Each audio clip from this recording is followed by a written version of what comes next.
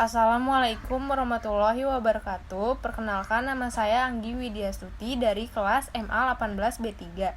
Di sini saya akan menjelaskan penjelasan dari jawaban ujian tengah semester saya. Soal yang pertama yaitu bagaimana hubungan antara aset keuangan dengan aset berwujud. Jawaban nomor 1, salah satu kesamaan penting antara aset berwujud dengan aset keuangan adalah adanya potensi arus kas di masa datang bagi pemiliknya. Dalam operasional, bisnis kadang-kadang untuk membiayai pengadaan aset berwujud dilakukan dengan menerbitkan aset keuangan.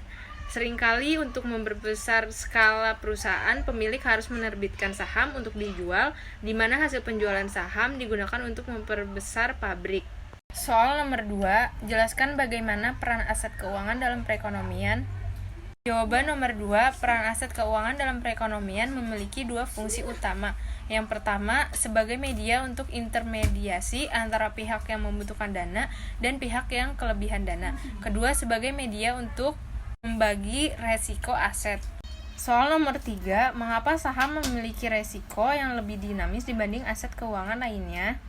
Jawaban nomor 3 yaitu saham memiliki resiko lebih dinamis. Arus kas saham sangat tergantung dari dividen yang dibagikan, dan dividen sangat tergantung dari keuntungan yang dihasilkan perusahaan.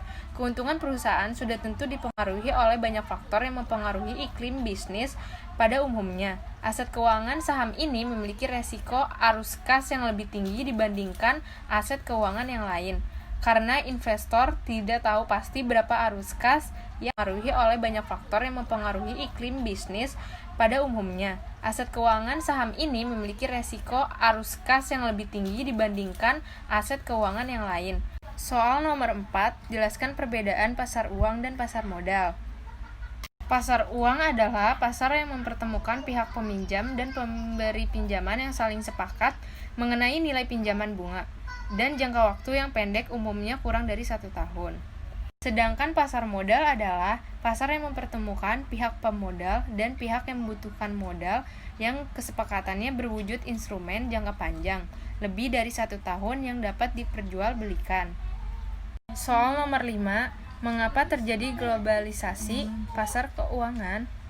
Jawaban nomor 5, globalisasi perekonomian merupakan suatu proses kegiatan ekonomi dan perdagangan di mana negara-negara di seluruh dunia menjadi satu kekuatan pasar yang semakin terintegrasi dengan tanpa rintangan batas teritorial negara. Globalisasi perekonomian mengharuskan penghapusan seluruh batasan dan hambatan terhadap arus modal, barang dan jasa.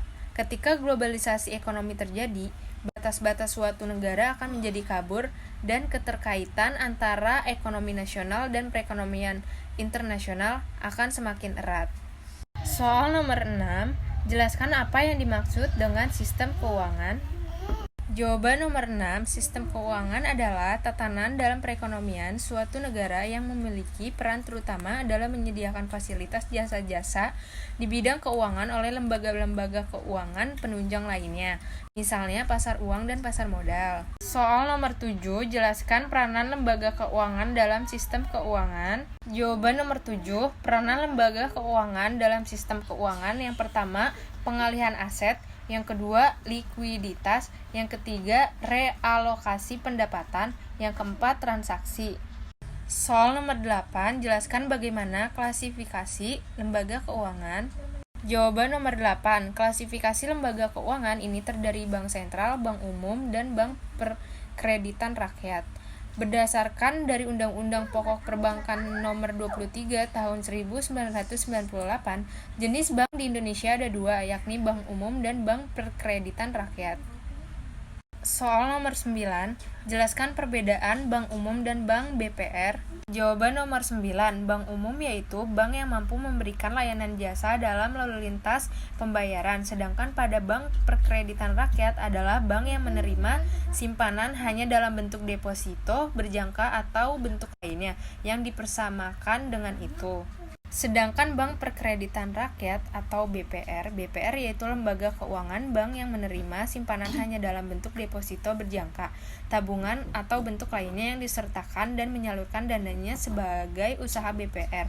BPR ini adalah bank yang khusus untuk melayani masyarakat kecil di suatu daerah, kecamatan atau perdesaan. Nomor 10. Apa yang dimaksud dengan lembaga reksadana? Jawaban nomor 10, lembaga reksadana adalah salah satu alternatif suatu investasi bagi masyarakat pemodal, khususnya pemodal kecil dan pemodal yang tidak memiliki banyak waktu dan keahlian untuk menghitung resiko atas investasi mereka. Sekian penjelasan jawaban ujian tengah semester saya. Kurang lebihnya mohon maaf. Wassalamualaikum warahmatullahi wabarakatuh.